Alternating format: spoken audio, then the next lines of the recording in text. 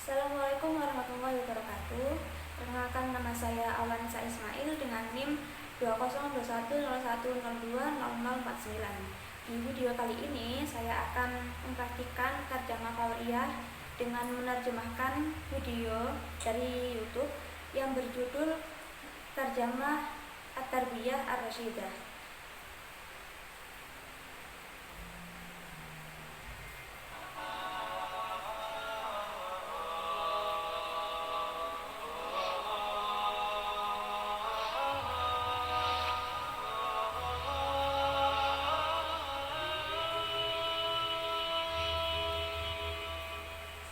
بسم الله الرحمن الرحيم. الحمد لله رب العالمين، والصلاة والسلام على نبينا محمد إمام النبيين وخاتم المرسلين وعلى آله وصحبه أجمعين.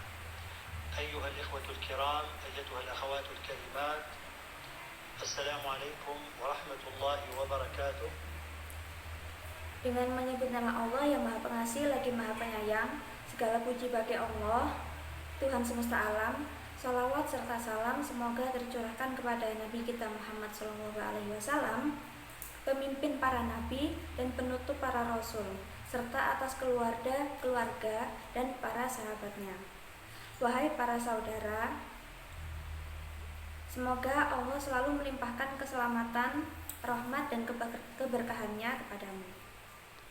وأود ابتداء أن أهنئكم وأهنئ عموم أمة الإسلام بقدوم هذا الشهر المبارك الذي أسأل الله تعالى أن يتقبل منا فيه الصيام والقيام، وكما بلغنا أوله أن يبلغنا آخره، إنه سميع مجيب. لقائي معكم في هذا الشهر المبارك سيستمر بحول الله وطوله إلى آخر الشهر، وبرنامجنا من البرامج القصيرة التي لا تستغرق الحلقة الواحدة أكثر من 5 أو 6 دقائق. Pertama-tama, saya ingin mengucapkan selamat kepada Anda dan seluruh umat Islam dengan datangnya bulan yang penuh barokah ini. Saya berdoa kepada Allah yang Maha Kuasa untuk menerima ibadah puasa dan doa kita. Karena seperti yang kita tahu, sesungguhnya Allah Maha Pendengar dan Allah lah zat yang Maha mengabulkan doa. Pada pertemuan kita di bulan yang penuh berkah ini, jika Allah menghendaki, akan berlanjut hingga akhir bulan. Program kami adalah program singkat yang tidak sampai memakan waktu hingga 1 jam. Mungkin hanya sekitar 5 atau 6 menit. وسنتحدث في هذا البرنامج بحول الله سبحانه وتعالى عن بناء الأسرة المسلمة، عن المبادئ التي ينبغي أن تتمسك بها، عن العلاقات التي ينبغي أن تقوم بين أفرادها، وسنتحدث كذلك عن بعض الأساليب التربوية التي ينبغي على الأسرة المسلمة أن تستفيد منها في تربية أبنائها وتوجيههم. ولا يخفى عليكم أيها الإخوة والأخوات أن موضوع التربية ظل على مدار التاريخ من أهم الموضوعات التي يشتغل بها الناس، بل أستطيع أن أقول ظل من أكبر الهموم التي تسيطر على الناس.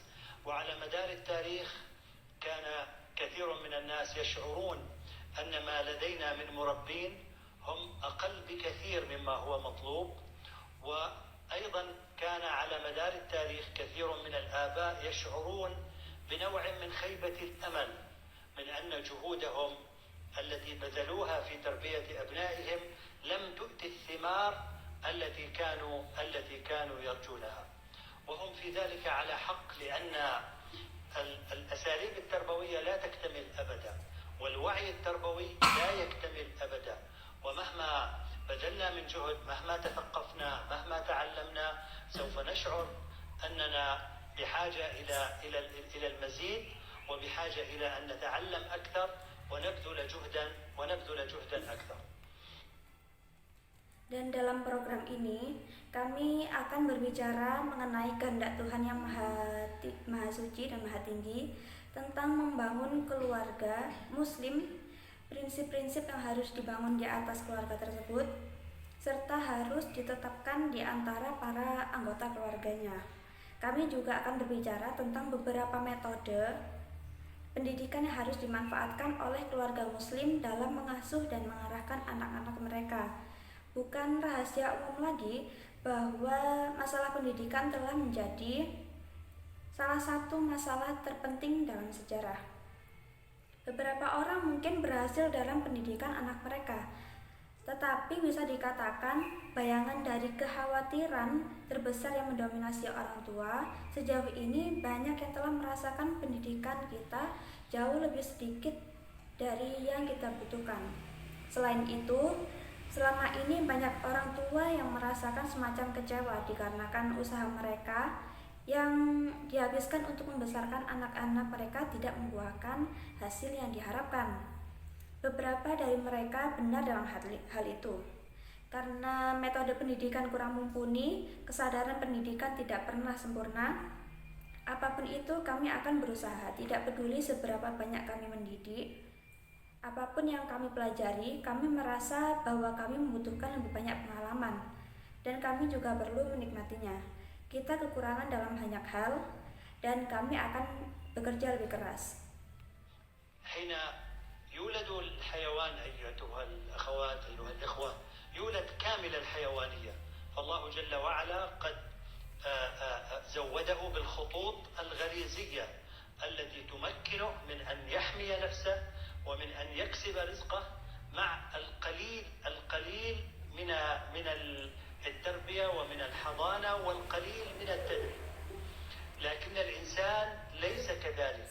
الإنسان حين يولد ناقص الإنسانية، ليس لديه مشاعر، ليس لديه عواطف، ليس لديه لغة، ليس لديه معرفة بالبيئة وبالوجود، ليس لديه معايير للصواب والخطأ، وفي دماغه أيضا هناك عدد من الخانات المفقودة، فهو مثلا لا يستطيع أن يفرق بالفطرة وبالبداهة وبالغريزة، لا يستطيع أن يفرق بين العاجل والآجل، لا يستطيع أن يفرق بين الخطر والآمن، أحيانا لا يستطيع أن يفرق بين ما هو نافع وبين ما هو ضار.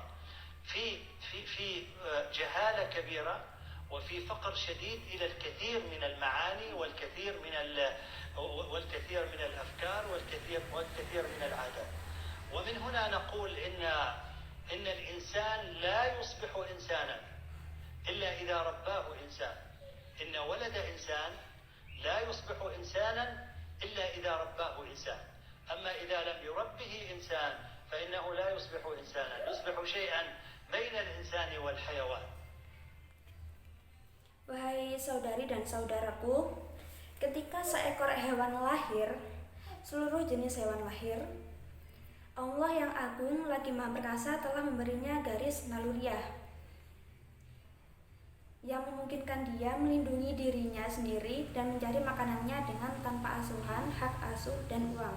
Tapi manusia tidak seperti itu.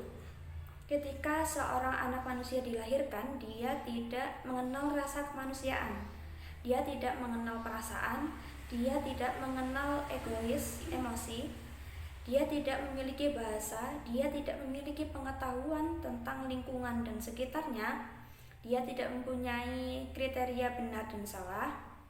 Di otaknya seperti kepingan yang belum lengkap. Misalnya, dia tidak bisa membedakan dengan insting dan intuisi. Dengan tanpa insting tersebut, dia tidak dapat membedakan antara kepentingan yang mendesak dan kepentingan yang harus ditunda. Dan juga dia tidak dapat membedakan antara mana yang bahaya dan mana yang aman. Tidak bisa membedakan antara yang bermanfaat dan yang merugikan. Dalam ketidaktahuan yang besar dan dalam kemiskinan yang besar terhadap banyak makna serta banyak gagasan kebiasaan, oleh karena itu bisa dikatakan bahwa pribadi seseorang tidak akan terbentuk kecuali seseorang membesarkannya dengan baik. Jika seorang manusia lahir, dia tidak akan menjadi manusia kecuali ia dibesarkan oleh manusia. Tetapi jika seseorang tidak membesarkannya, Dia tidak akan menjadi manusia, dia menjadi sesuatu antara manusia dan binatang. وعلى مقدار ما نهتم وعلى مقدار ما نتعلم وعلى مقدار ما نبذل من الجهد التربوي نجد ثمار ذلك بإذن الله عز وجل في أولادنا. فالله سبحانه وتعالى عادل ومنصف لا يضيع عمل العاملين ولا يضيع اجتهادهم. بإجماع dari sebanyak yang kita pedulikan, sebanyak yang kita pelajari, dan sebanyak upaya pendidikan yang kita keluarkan, kita pasti akan memetik buahnya. Sungguh Maha Suci Allah dan Maha Kuasa serta adilnya, sehingga semua manusia bisa merasakan keadilannya, sehingga tidak ada hasil dari semua usaha dan ketekunan manusia yang sia-sia. التربويين أيتها الأخوات أيها الإخوة تعتبر السنوات الست الأولى في حياة الطفل تعتبر هي السنوات الحاسمة.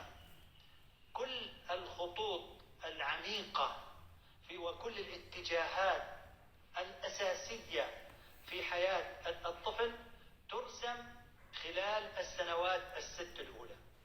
السنة الثانية بالنسبة إلى الطفل هي بمثابة ولادة ثانية.